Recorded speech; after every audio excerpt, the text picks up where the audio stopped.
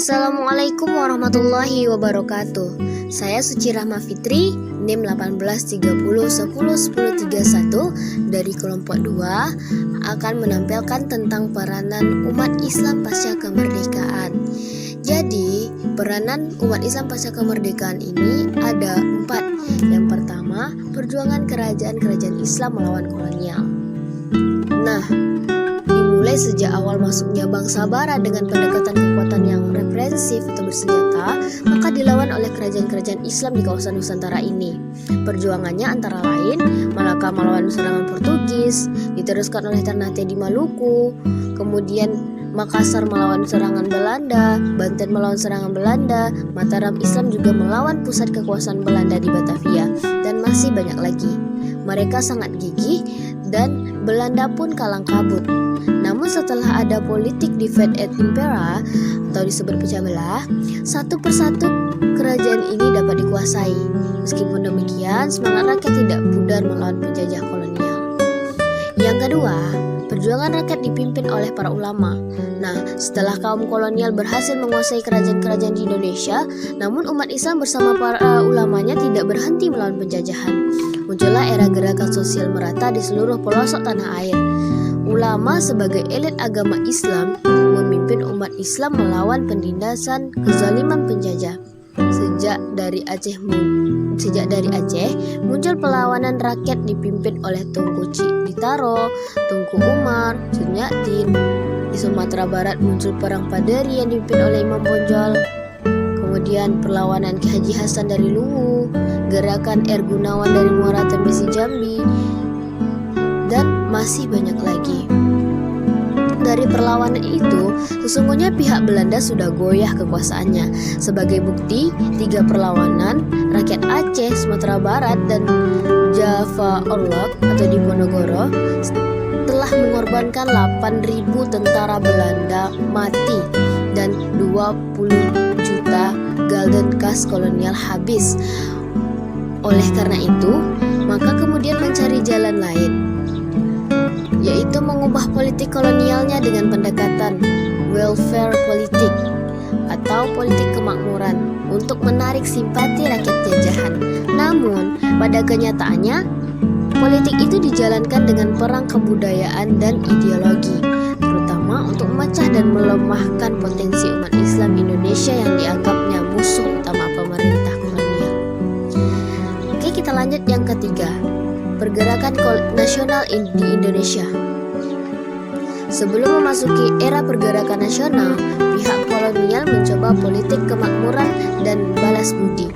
Muncullah politik etis oleh Van Deventer, politik asosiasi oleh Snow-Harwood, dan politik de-islamisasi oleh Christiani Sogg-Harwood. Kelihatannya politik itu humanis untuk kesejahteraan rakyat. Namun, karena landasannya tetap kolonialisme, maka jadinya tetap eksploitatif dan menindasi rakyat. Khusus politik de-islamisasi sangat merugikan umat Islam. Itu karena memecah umat Islam jadi 2 dikotomi abangan dan putihan, membentur ulama dengan pemuka adat, memperbanyak sekolah untuk mendidik anak-anak umat Islam agar terpisah dari kepercayaan pada agama Islamnya. Kemudian, akibat dari politik kolonial di atas, maka perjuangan melawan kolonial menjadi terpecah. Menurut tesis Endang Syaifuddin Ansari, perjuangan di Indonesia terpecah jadi 2 kelompok besar, yaitu nasionalis Islami dan nasionalis sekuler. Kondisi inilah sampai sekarang masih tampak dalam dinamika perpolitikan kita. Sebagai salah satu yang penting pelopor awal pergerakan nasional di Indonesia ialah umat Islam, yaitu pada tanggal 16 Oktober 1905 lahir Syarikat Dagang Islam (SDI). Nah, kemudian tahun 1912 menjadi Syarikat Islam SI sebagai gerakan ekonomi dan politik. Oke, kita lanjut yang keempat. Peran umat Islam dalam perjuangan mempertahankan kemerdekaan. Dalam perjuangan mempertahankan kedaulatan negara Kesatuan Republik Indonesia, umat Islam punya peranan penting. Yang pertama, secara fisik umat Islam dengan Laskar Hizbullah Sabilillah, kemudian diteruskan dengan Askar Perang Sabil dan Laskar Islam lainnya di daerah gigih berjuang membantu TKR, TNI untuk mempertahankan NKRI dengan perang gerilya melawan sekutu yang akan kembali berkuasa di Indonesia.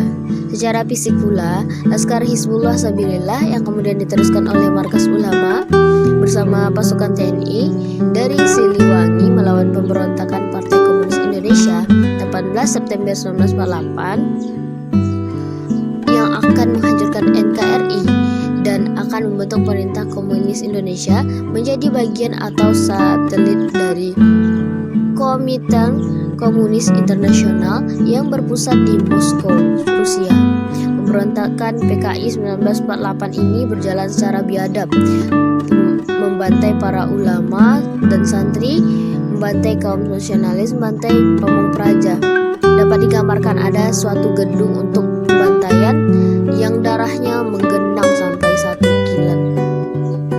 Dengan adanya kerjasama antara Kelaskaran umat Islam, Kelaskaran kaum nasionalis dengan TNI berhasil menghancurkan kekejaman dan kebiadaban pemberontakan PKI 1948. Setelah mereka dan adanya maklumat Wakil Presiden nomor 10 tahun 1946, bangsa Indonesia dipersilahkan mendirikan partai politik.